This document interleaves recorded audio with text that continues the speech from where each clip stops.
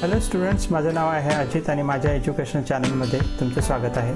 आजच्या व्हिडिओमध्ये मी पुन्हा एकदा एका नवीन सब्जेक्टचं टेक्स्टबुक सोल्युशन घेऊन आलेलो आहे। स्टुडंट, तुम्हाला वेगवेगळ्या सब्जेक्टचे टेक्स्टबुक सोल्युशन हवे असतील तर ते तुम्ही प्लेलिस्टवर जाऊन चेक करू शकता। थँक्यू।